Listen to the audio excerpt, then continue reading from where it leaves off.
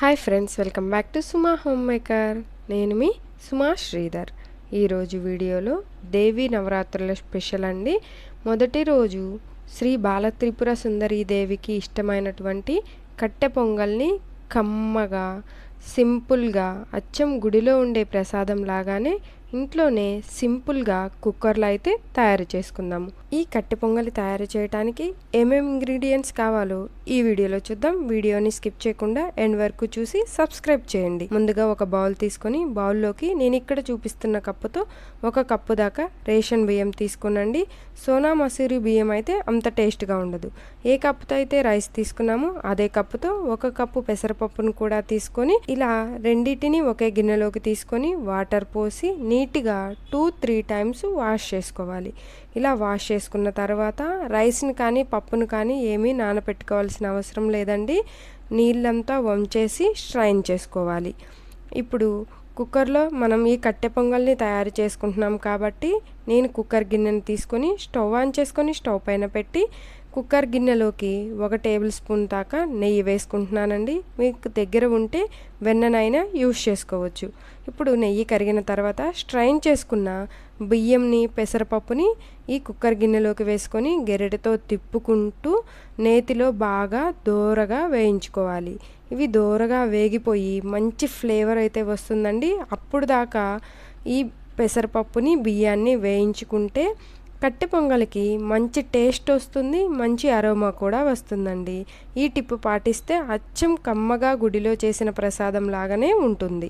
ఇప్పుడు మనం ఇవి ఈ విధంగా వేగిపోయిన తర్వాత ఏ కప్పుతో అయితే రైస్ తీసుకున్నామో పప్పు తీసుకున్నామో ఆ కప్పుతో 6 కప్పుల దాకా వాటర్ని యాడ్ చేసుకోవాలి. 6 కప్పుల వాటర్ యాడ్ చేసుకున్న తర్వాత టేస్ట్కి సరిపడినట్టు 1 టేబుల్ స్పూన్ సాల్ట్ని కూడా యాడ్ చేసి మొత్తాన్ని ఒకసారి గెరెటతో కలయి తిప్పి కుక్కర్కి మూత పెట్టి విజిల్ని కూడా ఉంచి స్టవ్ని మీడియం ఫ్లేమ్లో ఉంచి 3 లేదా 4 విజిల్స్ వచ్చేంత వరకు కుక్ చేసుకోవాలి. మ్యాక్సిమం 4 విజిల్స్ వస్తే సరిపోతుందండి. రైస్ కూడా కొంచెం పలుకుగా ఉండి పప్పు కూడా పలుకుగా ఉంటేనే టేస్ట్గా ఉంటుంది. మరీ ముద్దగా అయిపోతే అంత టేస్ట్గా ఉండదు. ప్రెషర్ అంతా పోయిన తర్వాత మూత తీసి చూడండి. పర్ఫెక్ట్గా మనకి కావాల్సినట్టుగా మనకి పొంగల్ అయితే రెడీ అయిపోతుంది. ఇప్పుడు ఈ ప్రెషర్ కుక్కర్ని వేరొక బర్నర్ మీద పెట్టేసుకుందామండి స్టవ్ పైన. ఇదే స్టవ్ పైన తాలింపు కోసము ఒక గిన్నె పెట్టుకొని ఈ గిన్నెలోకి ఏ కప్పుతో అయితే మనం పెసరపప్పు తీసుకున్నామో ఆ కప్పుతో 1 కప్పు దాకా నెయ్యిని అయితే యాడ్ చేసుకోవాలి. నెయ్యి బాగా కరిగిన తర్వాత 1 టేబుల్ స్పూన్ జీలకర్ర, 1 టేబుల్ స్పూన్ సన్నగా తరుగుకున్న అల్లము, 1 టేబుల్ స్పూన్ మిరియాలు వేసుకొని 1 నిమిషం పాటు ఫ్రై చేసుకున్న తర్వాత ఇందులోకి సన్నగా కట్ చేసుకున్న పచ్చిమిర్చీలు, 4 ఎండుమిర్చీలు మజ్జిగ కట్ చేసుకొని వేసుకొని 1 కప్పు జీడిపప్పును కూడా యాడ్ చేసుకొని గెరెటతో తిప్పుకుంటూ జీడిపప్పు బ్రౌన్ కలర్ వచ్చేంత వరకు ఫ్రై అయిన తర్వాత 1 కప్పు కరివేపాకును కూడా వేసుకొని లాస్ట్లో 1 చిటికెడు ఇంగువ వేసుకొని 2 నిమిషాల పాటు ఫ్రై చేసుకొని స్టవ్ ఆఫ్ చేసుకొని ఈ పోపును మొత్తాన్ని మనం ముందుగా ఉడికించుకున్న పొంగలిలోకైతే యాడ్ చేసుకోవాలి. పొంగల్ని ఇప్పుడు స్టవ్ పైన పెట్టి సన్నని సెగ మీద కుక్ చేసుకోవాలి.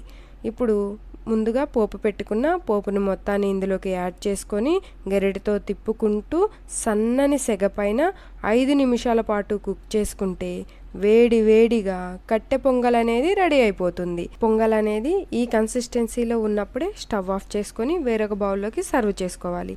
అలా అని గట్టిగా ఉండకూడదు, అలా అని మరీ జారుడుగా ఉండకూడదండి. ఈ కన్సిస్టెన్సీలో ఉంటే పర్ఫెక్ట్ కట్టె పొంగలి రెడీ అయిపోయినట్టే. దేవీ నవరాత్రుల్లో మొదటి రోజు నైవేద్యంగా ఈ కట్టె పొంగల్ని అయితే తయారు చేస్తారండి.